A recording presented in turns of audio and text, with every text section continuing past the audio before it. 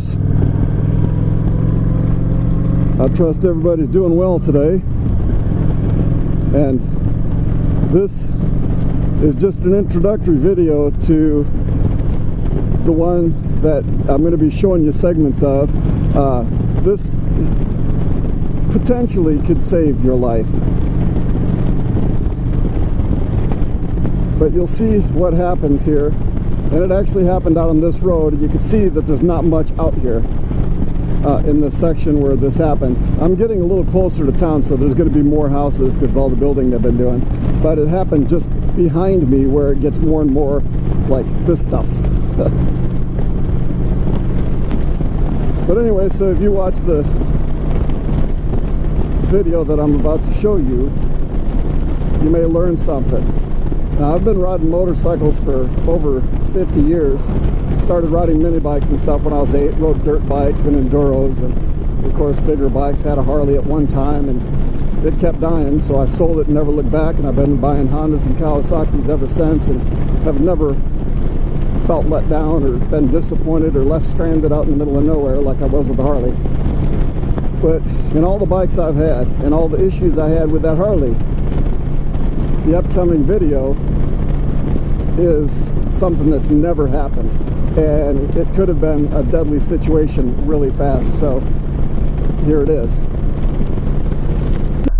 I slowed this video way down so you could see what happens here.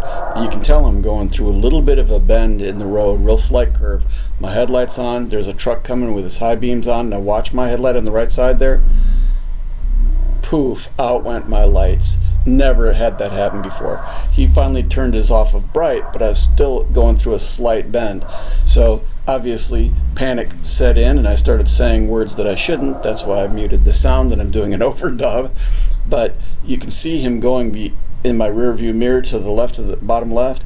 He just kept on going and going and going, which led me to know for a fact that he's not a local boy, because if he was from here, we would turn around and help each other, and he just kept on going. You can see the blackness of the screen. That's exactly what I was seeing.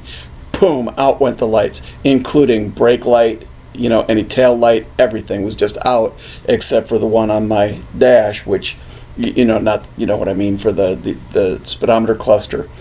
And the road in front of me, pitch black. The road behind me, pitch black.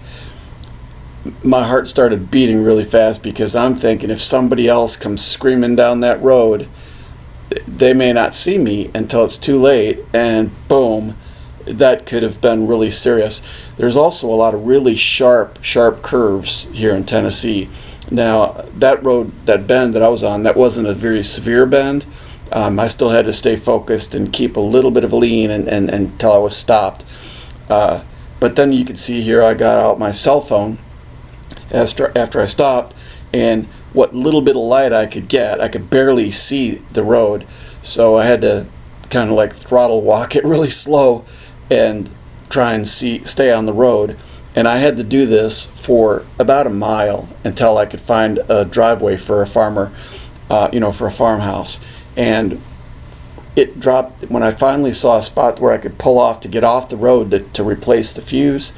It dropped down almost, roughly 3 inches onto a gravel driveway, and I almost dropped the bike getting off the road.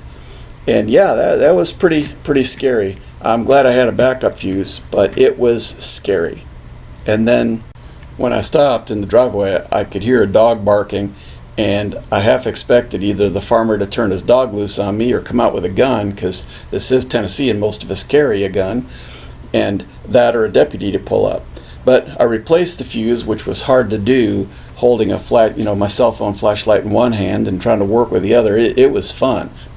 But I ended up getting everything replaced, got the fuse on there, fired up the bike, the headlight came back on, of course, and I got up over that lip, which was, a real fun thing to do.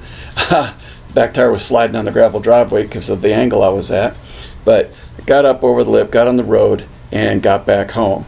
Now, all this took a lot longer than it's edited down to, but when I got home, I pulled the fuse and made the headlight and tail lights turn off again, and then turned on my signal to see if the turn signal worked.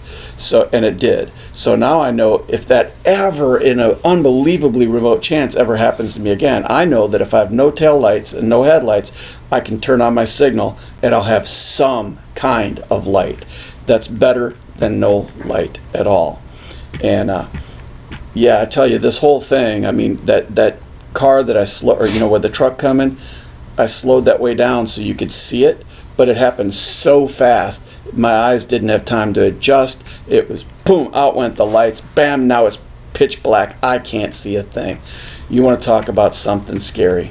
But anyway, I made it back, and that's my suggestion, is to watch your lights. Well, thank you, Moto Warriors, for watching. I hope you learned something today.